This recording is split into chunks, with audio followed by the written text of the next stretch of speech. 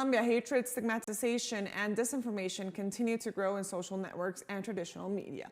That is why there are new projects and information programs that seek to document and follow up on these phenomena that prevent the truth from being the protagonist of much of the information consumed daily by digital, radio, and television. Our correspondent in Colombia, Ivan Cruz, has more.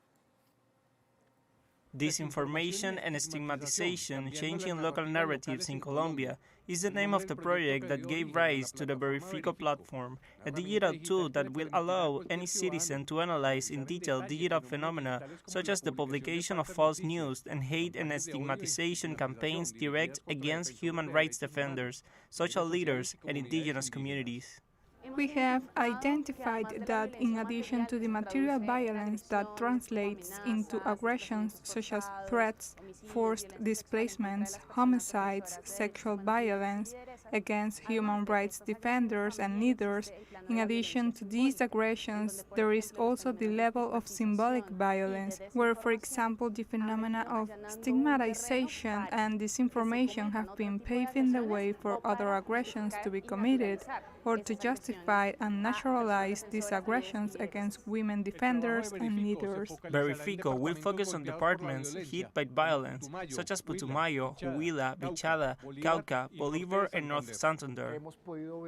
We have been able to see that much of the information circulating on the internet and in the media of disinformation and stigmatization is partly due to ignorance.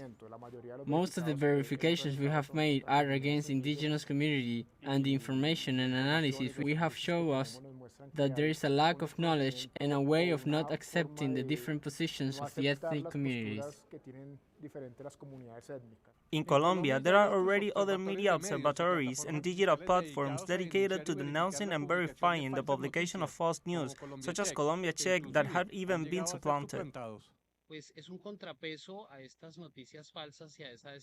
It's a counterbalance to that fake news and disinformation that in some way influence the way people perceive reality and form an idea of what is happening in the country, and has also served many times to stigmatize sectors of society, particularly sectors critical of power, such as non-governmental organizations, social fighters, human rights defenders, or traditionally marginalized sectors.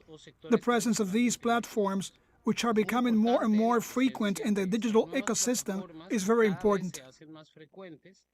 At the end of 2021, an opinion poll conducted by the cybersecurity company Kaspersky in Bogota showed that almost 3 out of 4 interviewees, that is 73%, do not know how to differentiate between real and fake news.